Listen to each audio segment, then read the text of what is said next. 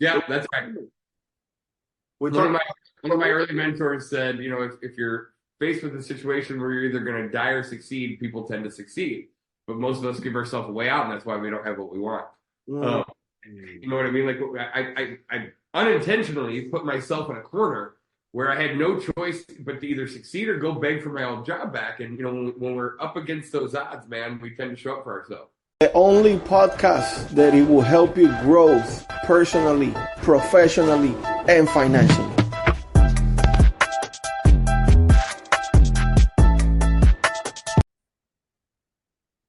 Welcome to the Growth Talk with Glenn. Good morning, good evening, maybe even good afternoon. Who knows by the time you're listening to this.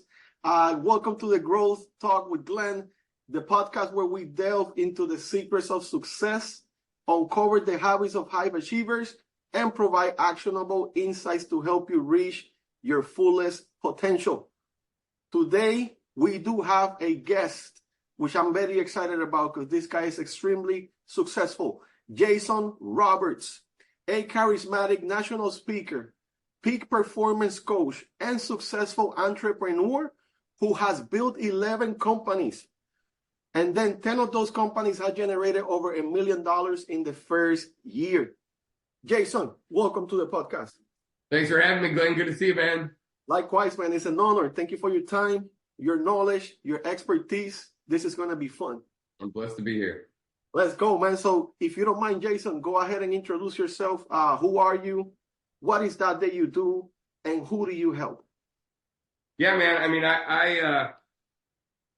I'm a kid from a small country town, outside of St. Louis, Missouri. And, I grew up without a whole lot. My dad bailed on my mom and my two brothers when we were 12. And it's not a poor me story. It's just the reality of what it was, right? And so I didn't have like business mentors. I didn't go to a fancy business college. I didn't have any of these things. And I just want people to know that, because I think that one of the things I always tell people about selecting a mentor, and we're not here to selling coaching right now, but one thing I always say when you're trying to learn from someone is find somebody that's doing what it is that you're trying to do, or has accomplished what it is that you're trying to accomplish. And so, I want people to know that, I'm no different than anybody else. I didn't come from money. I came from really nothing. I didn't have positive role models. I didn't have entrepreneurs around me growing up. I want that to be an inspiration to people that can see, not only have I done it one time, I've done it 10 times. And there is a recipe. I believe there's a recipe. There's a blueprint for people that succeed in business, and there's an operating plan for the people that don't. 90% of new businesses fail within the first 5 years. There's a reason for that. It's not just by chance that they fail. It's because of the actions that they're taking. And so, what I really do, the core of what I do is help take solopreneurs and turn them into entrepreneurs. I businesses that maybe are just getting started out, or businesses that are doing $5, $10, $15 million a year in revenue, but the owner is a slave to the business. The owner's working 70, 80, 90 hours a week. And, the whole reason they created a business was so that they could have freedom, and they have absolutely no freedom. I help deliver them from that. And I can only do that because that was the life that I lived for a long, long time. And I've learned the right way to do it since.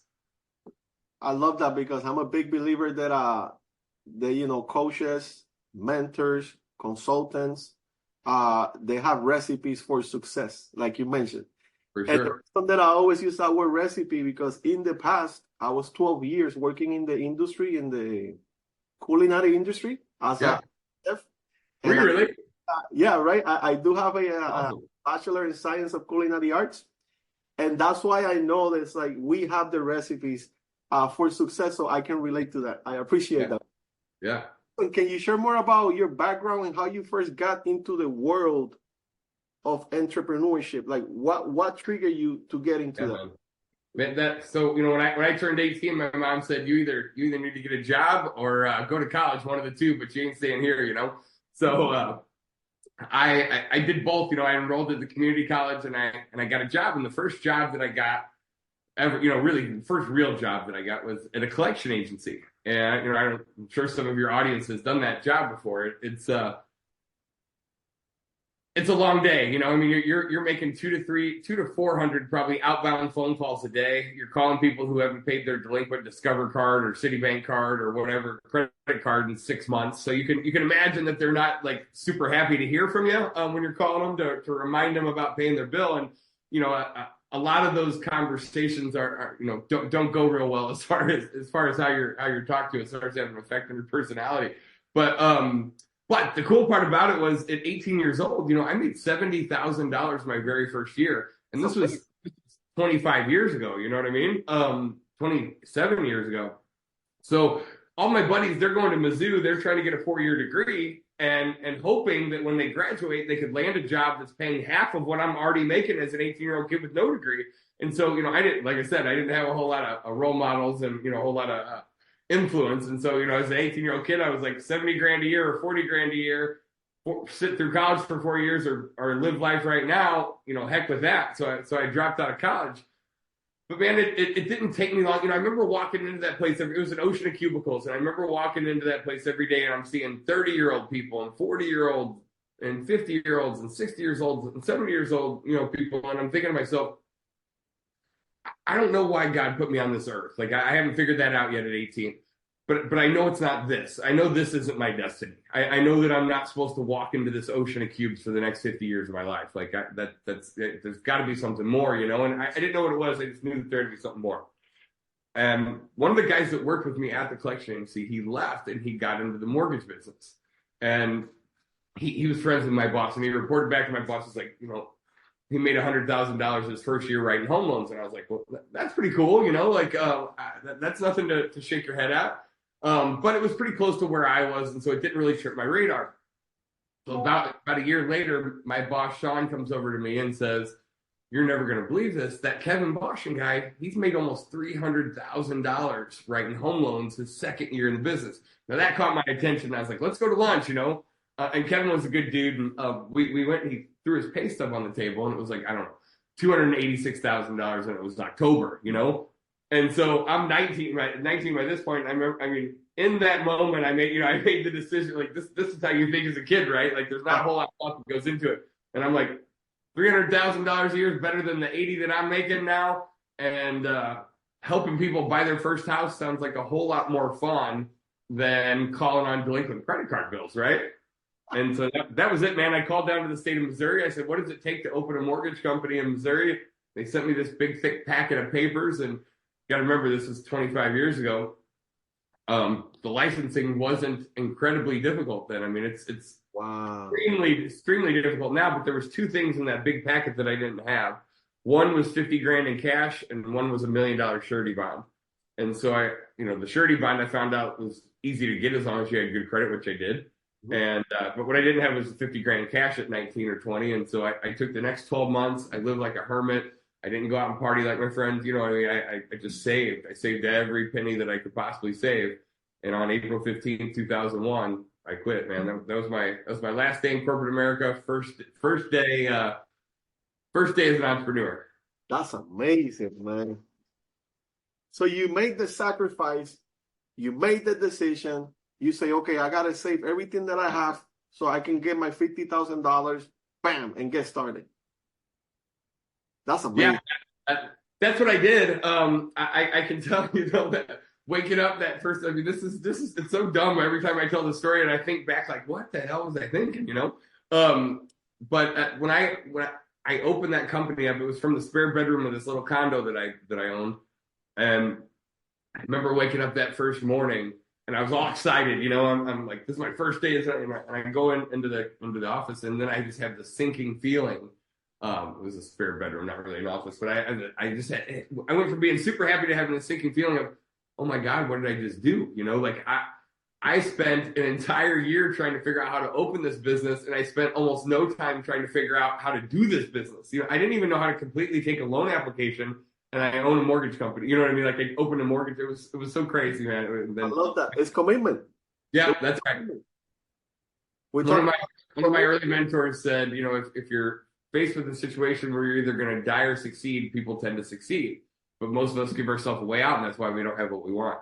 You know what I mean? Like, I unintentionally put myself in a corner where I had no choice but to either succeed or go beg for my old job back. And, you know, when we're up against those odds, man, we tend to show up for ourselves. Commit first and figure out the rest later.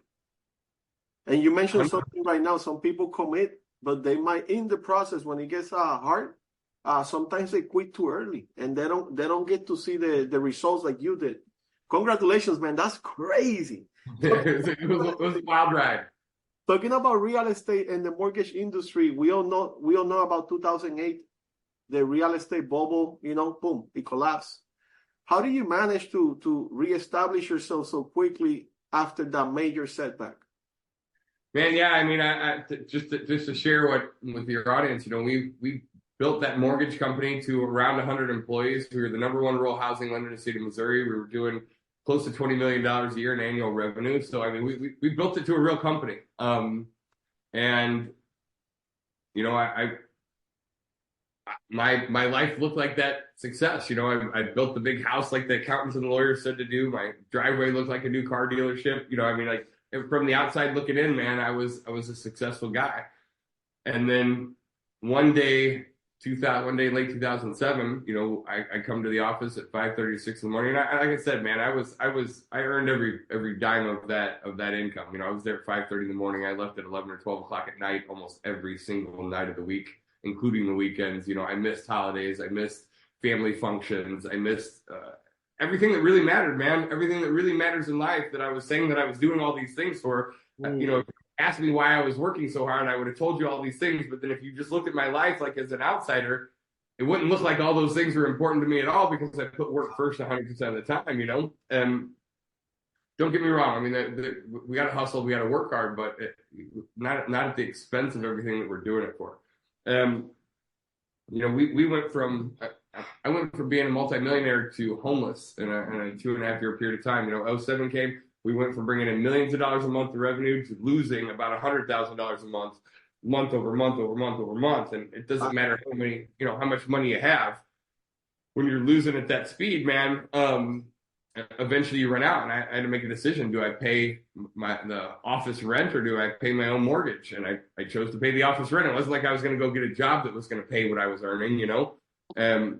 We paid the office rent. My house went into foreclosure, lost my house to foreclosure, cars repoed, you know, the whole thing, man. When I say I went from being a multimillionaire to homeless, I'm not being cliche. Like I really, really went to being homeless. I mean, there was no money.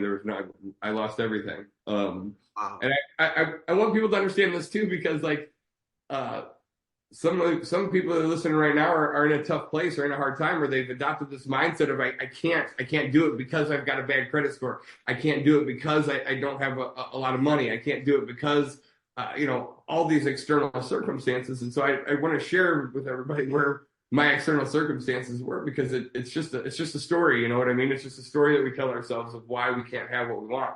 And I want people to know where I was at that place when we restarted. You know, but I got into real estate investing. I went to this 4-day event on, you know, how to invest in real estate. I didn't know what to do, man. I needed to find, you know, I needed another blueprint. I needed another recipe.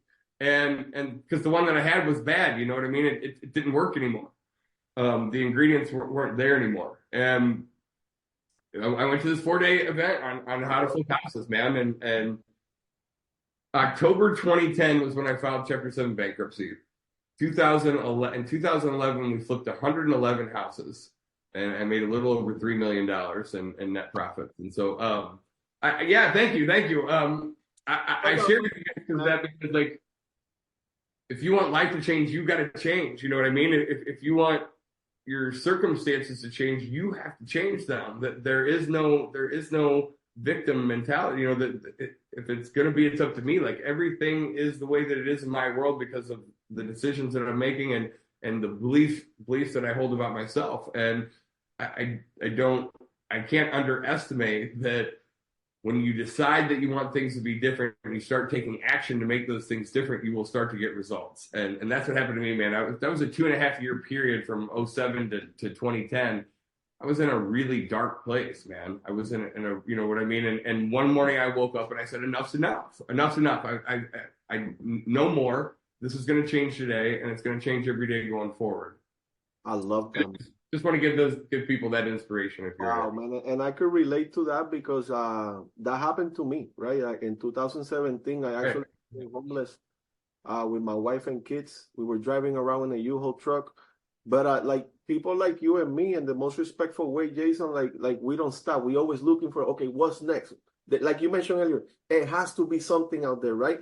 So, and look at you, man, like from being in that situation, you were searching for another recipe, you found it, flip 100-something homes. Now, from that point that you say you wake up, right? I'm done. Like I'm done with that being the victim. Like I'm gonna go out there and get what is mine. What will be like some of the key habits and strategies that you believe that it lead you to that success that you had, like that turnaround? Man, a couple things. One big thing that I will say is that I believe that 80% of success in anything is psychological and 20% is mechanics. And we all go run around and we look for the right mechanics to help us get to where we're trying to go, right? Like we buy the course, we go to the seminar, we do, don't get me wrong, the right mechanics to get you to the finish line 20 years faster. I'm not making mechanics wrong. I'm just saying that most people see, they go to a seminar on how to invest in real estate or how to flip houses. That's what I mean by mechanics. And they miss the psychological part. And the psychological part is our beliefs, man, like our internal beliefs. You've heard like there's a thermometer for your income or whatever, but I mean, at the core of what all that means is like, we have an internal belief structure that probably started when we were 3, 4, 5 years old. And then we built on top of all the events that happen. Like none of us really perceive life the way it actually is. We don't perceive the world the way that it actually is. We see it through the filter that we've created from the time that we were 5 or 6 years old. That's why two people can witness the exact same event and have a completely different accounting of what happened and what it meant. I don't know if I shared this with you before, but I watched this interview that Oprah did with these two twin brothers, right? And the first scene, it shows her coming in this SUV. There's big gates with fence, with razor wire fence on it. She gets buzzed in, and she goes in this middle area. Then they buzz her in again. It's a prison, right? And so they show her getting escorted with all these people into this prison. She sits down with this guy. He's shackled to the table. And she starts interviewing him, and so you don't know what's going on, right? I mean, you don't know what's about to happen. And so she's interviewing this guy. He's spent his entire life in prison, last 20, 30 years in prison, in and out of prison since he was a teenager, in and out of jail since he was a teenager, then in and out of prison his whole entire life, career-long criminal. And she finally gets to this one question, and she says to him, if there was one reason, I know it's a culmination of things, but if there was one main reason that you believe in your heart is the reason why you haven't had a successful life and that you've been in and out of prison pretty much your entire adult life, what would that one reason be? I think this is important for everybody to understand. And he said, I know exactly what it is, Oprah. When I was a kid, my dad was physically, psychologically, and emotionally abusive to my mom, me, and my brothers. He beat the crap out of me. He beat my mom. He was an alcoholic. He was emotionally, just a horrible guy that was obviously in a lot of pain, and he took that pain out on us. And every day I got my butt beat. All this bad, and I'm listening to it. I'm a super optimistic guy. I'm listening to it, and I'm saying to myself, no wonder he's in and out of prison. It made sense, right? That story made sense. But then the scene cuts, and now it shows Oprah. This is like scene 2. It shows her winding up this big, beautiful, long driveway, and off in the distance you see this big, huge mansion, and she has to get buzzed into his gate. Only it's a security gate to his big ass house, And so she goes up into this mansion, and the guy that answers the door looks identical to the guy she just interviewed in prison. Yeah, it's his twin brother, right? And so you don't know this until it kind of plays out, but you can tell. So he sits down with this guy and his wife, and he's got 3 kids, and he's got this beautiful family, and he's an entrepreneur. He owns a bunch of different businesses, and so she's interviewing him. And then she gets to that same question that she asked the other brother, and she said, if there was one reason that you could attribute all your success, your beautiful family, this beautiful home, all your money, and all your success, what would that one thing, if you could just attribute it to one thing? He goes, Oprah, I know exactly what it is. When I was a kid, my dad was a horrible guy. He was an alcoholic. He was abusive. He beat the crap out of me and my brother and my mom. If there's one reason that I have all the success, it's because of that. He gave the exact same answer that the other brother gave. the only differentiation between a life in prison and a life that had everything that he wanted was the meaning that he gave it, man, was the meaning that he gave it. So when I tell people, like, if you want to work on your path to success, the number one thing to pay attention to is, what are you focusing on? The second thing is the meaning that you give it.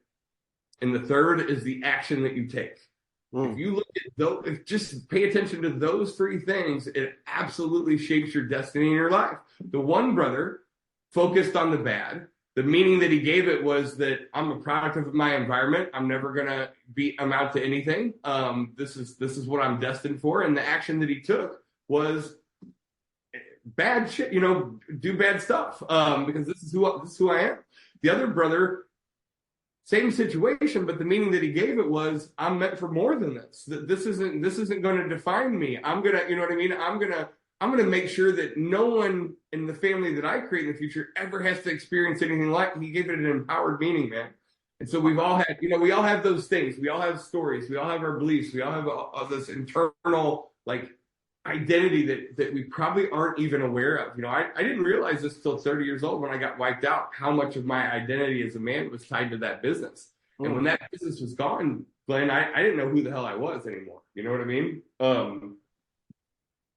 So important to understand how much our psychology dictates the results that we get with anything that we go out and try to do. And if this, it's the thing that, like, oh, I don't feel like doing this today, or, oh, I don't feel like working on this. Like, it's that we have to harness and get control of. I love that, because it's all about making a decision. Like, that's a powerful story, because same situation, they were both suffering from the, unfortunately, whatever was happening in the house.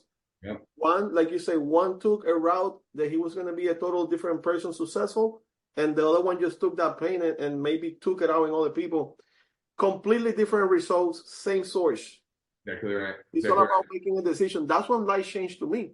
When I realized that it was all about the person that I needed to become, right, in order to achieve my goals and targets, and then earn the money that I desire.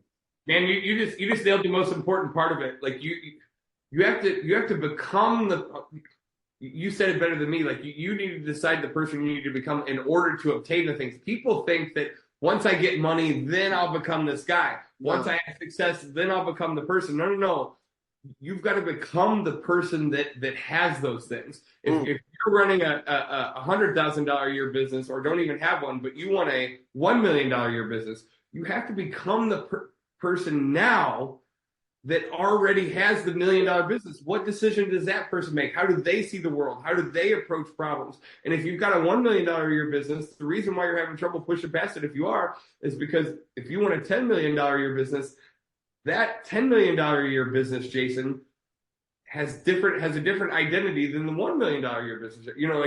This is what I meant. This is so freaking important. Like, people that are struggling to lose that last 20 pounds and they can't figure out what, they have all the tools they have.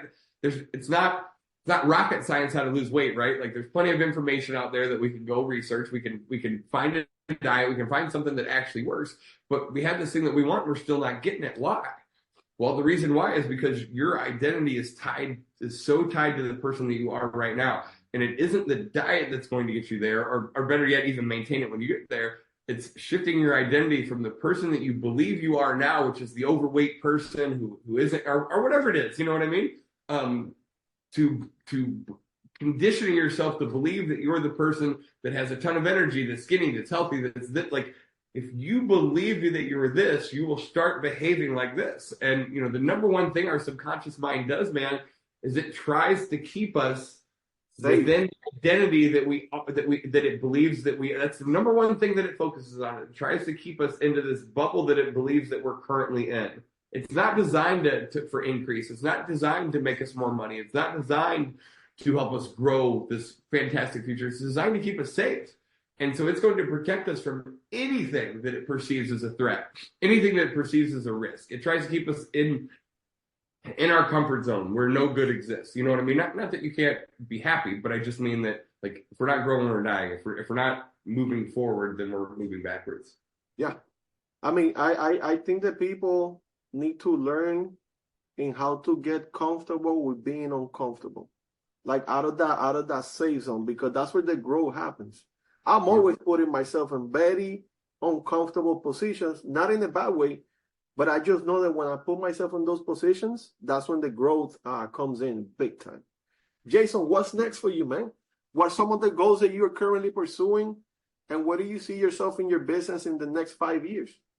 Man, I'm really loving what we're doing right now, and I'm excited to kind of talk about that. You know, I've spent a lot of time. Remember, I told you the story that I was like, I didn't know what God put me on this earth to do, and so I did really well on the real estate investing side. And a mentor of mine said, "Hey, will you come teach at my event here in St. Louis?" And this was right after I got back on my feet from being completely wiped out. Yeah. And he said, "Will you come teach at this event in St. Louis? There's going to be like 300 real estate investors there." That's awesome. And he wanted me to, yeah, it was awesome. I mean, I was honored, you know what I mean? But at the same time, he wanted me to teach. I live in St. Louis. He wanted me to teach my entire competition exactly what I was doing that got me to 111 deals that year. You know what I mean? He wants me to train all my competitors in my own backyard right after I just got back on my feet. And I'm like, as he's asking, in my head, my map of the world was, this sounds effing crazy. You know what I mean? Like, this is not where I need to be doing. And so I told him, no, I don't think I'll feel comfortable. I don't feel comfortable doing that. Sounds crazy. Who goes and trains their competition? Who gives their competition their business secrets? That sounds stupid. So I tell him no, and he says to me, he goes, "Well, Jason, I guess you can choose to either have a abundance mindset or you can choose to have a scarcity mindset. We're clearly choosing a scarcity mindset." And so he kind of basically said, like, "Good luck with that," and hung up. This is a guy that I'm paying, and so as a coach, and he hangs up, and I'm like, what an asshole, now I'm pissed, now I'm mad. Like he's like, but as the day went on, I had this thing, like, I am an eternal optimist, man. Like I try to see the good in it. I'm like you, dude. I try to see the good in everything. I know there's always a way. I'm a big giver, and from the time I was a kid, my mom was always giving me a hard time. Like, why are you always paying for your friends' gas and paying for your food? Like, they're taking advantage of you. It's just who I was to give. And I remember as the days went on, I was like, damn, he's right. He's right. The right thing to do is give. What if somebody else is in my, you know what I mean? So I call him back, and I wasn't happy to call him back and say this. I was still mad. I still didn't want to do it, but I knew the right thing was to do it. So I call him back. I'm like, hey, I'll do that. I'll do that speaking thing. I'll share my story. And I got up in front of 300 people. I told the most embarrassing story of my life about losing everything, about becoming homeless, about, about getting my house foreclosed on and cars repossessed. And that's a story. It was, yeah. And there's a line of people that talk to me, line of people that want to come up and say hi to me after I got off stage, which I had never really experienced anything like that before. And one of the first guys that came up, he said, "Jason, I want you to know that yesterday I tried to commit suicide. I tried to end my life. I am right now where you were a year and a half, 2 years ago, where I'm losing everything. My wife left, I lost all my money. My business is going under. My house support." Like, he was in the midst of it. You know what I mean? And he said, I just decided that I didn't want to live anymore. And one of my friends said, "You need to come to this event. Maybe this could, give you a different, different side and different focus." And he said, "And I just want to let you know that hearing what you went through gave me hope for the first time that I've had hope in 5 years. And I'm more excited about life right now. I'm more excited to fix my problems. I'm more, you know what I mean?" And like, dude, I just got the chills again. Like every time I think about that moment, like, that was the first time ever that I felt like, okay, this is why I was put on this earth. Like, I actually really made a difference. Flipping a house and giving somebody a house, it's making a difference, but not a really big one. Helping somebody, giving somebody a home loan to buy their first house, it's making a difference, but not a really big one. You know what I mean? Like, and I don't mean to downcredit anything. It's not at all what I'm doing. I just didn't feel like that was my purpose. Yeah. But when that guy said I have a will to live for the first time in a long time, like, that was impactful to me. You know what I mean? And I knew, like, okay, I have to be in a place where I can positively impact people's lives at a high level. Like, that's what I'm here for. That's what I'm here to do. And so I've done that in the best way that I can over the years, but we created this group called Transformation Nation just about 4 or 5 months ago, where it's just focused only on helping people become the best versions of themselves. And so where you said where I'm going next, that's what I'm most passionate about. That's where I feel like I'm making the biggest difference. And there's still, a heavy business component to that, a coaching consulting component to that for entrepreneurs, but it's not just for entrepreneurs. You know what I mean? Like that's probably my primary focus because I like business and I'm good at helping companies grow and scale. But I mean, what I like more than anything is feeling like I'm making a huge difference every day that I wake up, I love that, brother. It seems like, and correct me if I'm wrong, what I'm going to share, but it seems like that moment right there, it was probably one of your biggest commissions. That feeling. For sure. That's amazing, man. Changing lives. And that's the power behind the story. And the fact that you took it, even though you're like, man, I'm not going to do this, but like the fact that I didn't want to do it. Yeah. It's like, boom, changing lives. Yeah. People see themselves, man, I'm in that position. He can help me. That's the power behind the story. That's amazing. The other thing that I didn't mention is that our business got busier after I trained my competition than before, because all of our competition now knew about these types of deals, but they didn't necessarily want to do them. So they would get the leads, and normally they would throw them away, but now they'd bring them to my office and say, hey, will you cut us in on a small part of the commission if we bring these deals to you or whatever. And so it actually made what I thought was going to create competition actually made our business grow. So that's the abundance side, man. That's amazing, man. How important do you think the community like you are creating and collaboration are in achieving business success?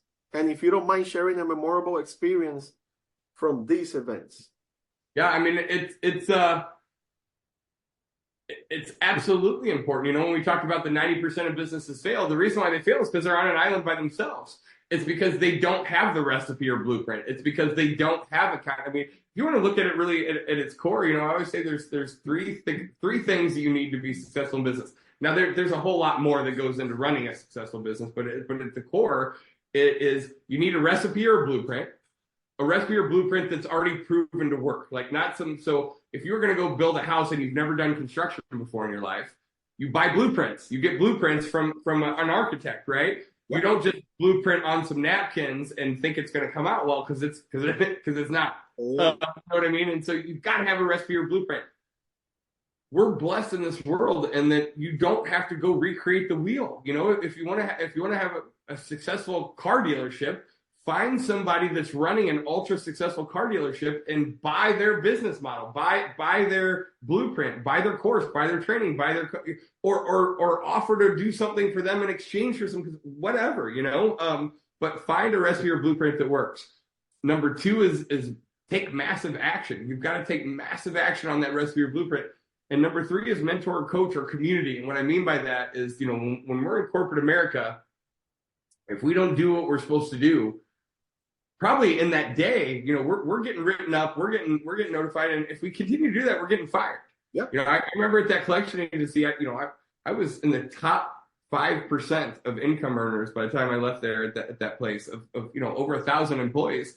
And I'm not saying, hey, look at me. What I'm saying is that I came to work an hour or two early every day. I worked through my lunches. I stayed late at night. I put in probably 2, 3, 4 hours of extra time each day, which we didn't get paid by the hour for. We only got, it only helped to our bonus. And I remember one time coming back to my cube, and my boss was already standing there with this piece of paper, and he goes, "Where you been?"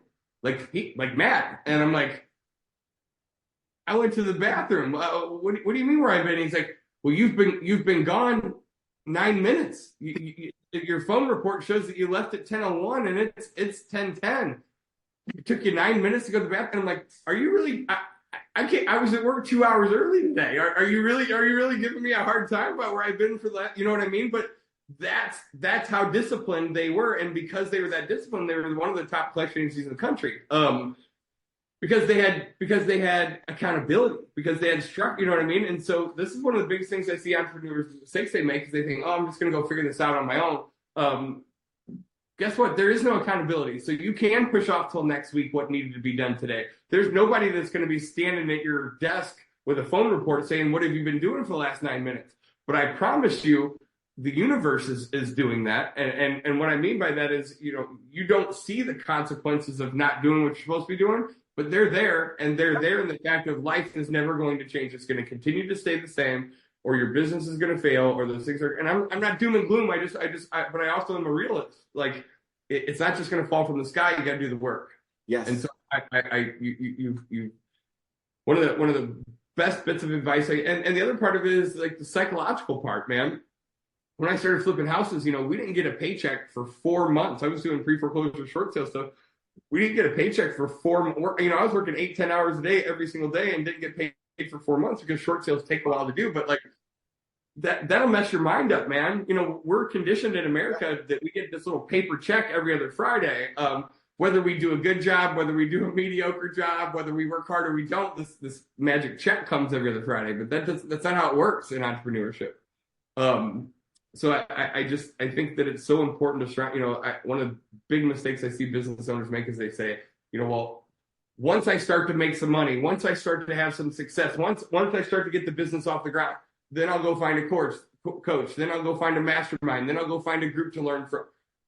Successful people, business owners that have had success before, a mastermind or a coach or people that are further along than where they are, that's the prerequisite to opening the new business. Like they join the group first before they open the company, so that from scratch they're doing everything right. And that was a big revelation for me, because we play this if-then game with ourselves of like, if I have, once I start to get some success, then I'll go do this, or then I'll go do that. And it's like the successful people know that I got to start doing it now.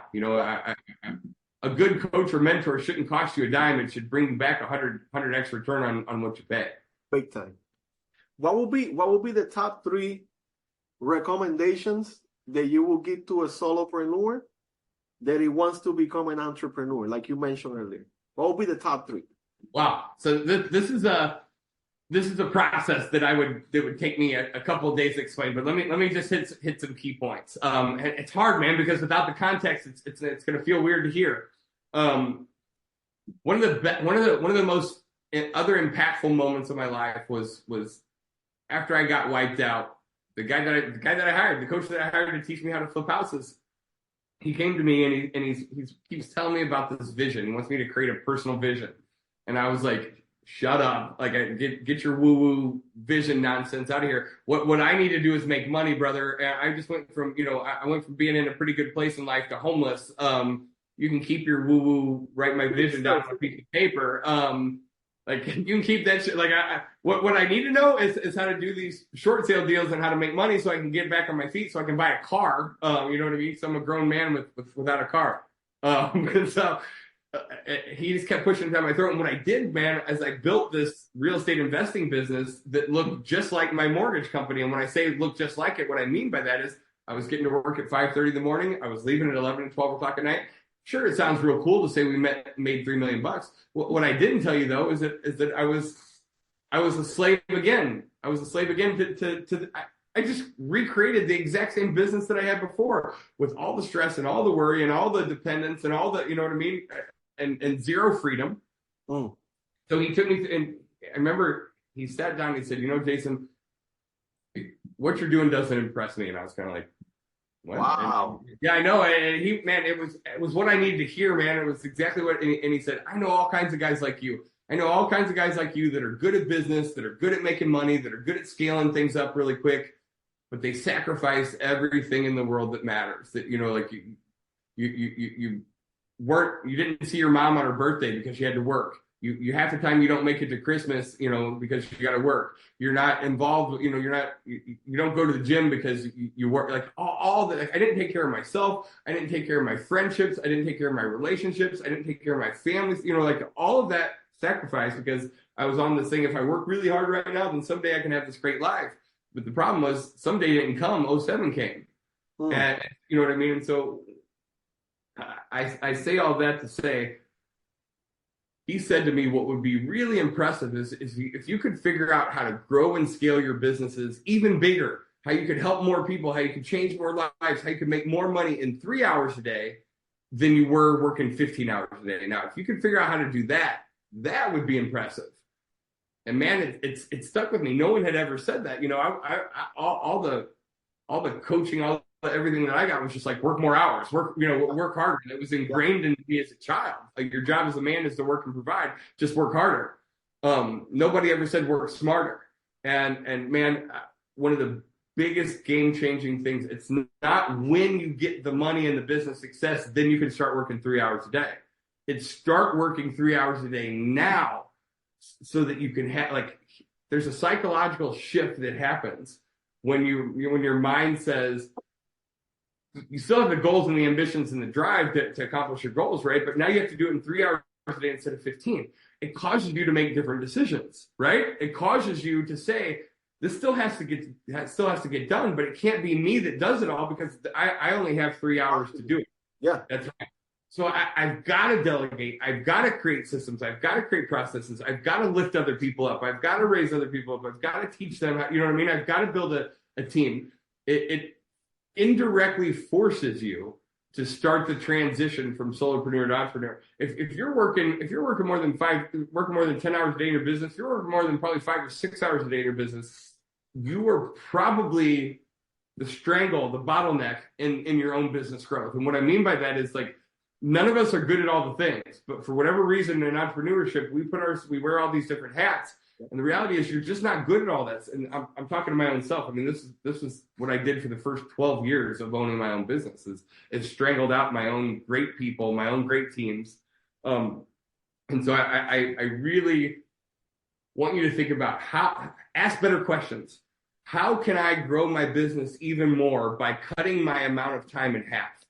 Wow. You know, like, ask better questions. Your mind will come up with the answer, but it won't come up with the answer if you're not asking the question. Ask better questions. You know, my wife is always telling me, just ask yourself. I'm always asking myself, okay, what's next? And sometimes, you know, we do put a lot of work in, and we might not see the results that we want faster, but it's a process, right? Right. And it goes back to what we talked about. Like, sometimes I seen people quitting too early, like right there at that break point. They're about to see that miracle after all that work, and then bam, they back up and they quit. Jason, this has been amazing, man. I really appreciate your time. Same here, man. Same here. This is fun. Let's say, for example, when somebody wants to get in contact with you, they want to get to know you, maybe book a free strategy call, anything like that. How can they find you? And the first thing I would tell people to do, so my girlfriend Lucy and I created this, like, this was kind of always her jam too. And so we have a 16-week training that we take entrepreneurs and people through that's a complete reprogramming of your subconscious mind, recondition your identity, your values, your beliefs, everything to align yourself with the person that you need to become. Anyway, we condense that for people to just get people that need something now, you know, that you're struggling right now with whatever pain it is, to help, like, reposition that. So we condense it down in about 2.5 hours. It sells on my website for $1,000. I want to give it away to your audience for completely free. If you go to ultimatesuccessblueprint.com, and it's going to ask you for a coupon code, put in the word Glenn. And so it's just for your audience. It'll change the price to $0 from $1,000, and start there. It's the core of what we teach. It's the core of delivering you from whatever's holding you back right now. We all have that thing. We all have that thing, that if we were to ask somebody, what's the most important thing to you to accomplish in your life right now, they would say to lose the 20 pounds, to start a business, to fix my marriage, to whatever it is, right? But if we were to, like, look at their life from the outside looking in, the most important thing to you in the world right now is losing 20 pounds. But if I'm looking at your life, but you never go to the gym and you eat like crap, like, it doesn't line up, right? Like, what this does is it helps people bridge the gap from where they are to where they want to be in a super short period of time. So that's where I would tell you to start. You know, if I can help with anything, you can go to www.jasonroberts.tv. Our Facebook group that we created is Transformation Nation, which I'm super excited about. You can find me on Facebook or Instagram at Coach Jason Roberts. I love that, man. Thanks, Lynn. I really appreciate it, man. This was me personally. I enjoyed spending this time with you. Same here, brother. Great insights. I believe that it was a very awesome episode. Jason, I know that based on what I heard from you today and myself, I'm always over-delivering. I'm always giving. So would it be okay if we close strong with a quote? Love it, man. You pick a number from page 9 to 85. You pick a number. Let's go 7. 7. Here we go. This is crazy because this goes back to what we were saying earlier, the person that you need to become. And he goes like this. Work like you are getting paid 10x your wildest dreams, like right now. So if your dream is $1 million, $5 million, 100,000, whatever that is, right? You need to be working like you're already earning that. Okay. So that way you can get there. Jason, that's been amazing, man. Wishing you the best of success. Thank you, Glenn. And wealth. And I'll see you in the next one, everybody. Go connect with Jason, man, because this is a straight blueprint to success. Have a wonderful day. See you guys in the next one. Thanks, guys.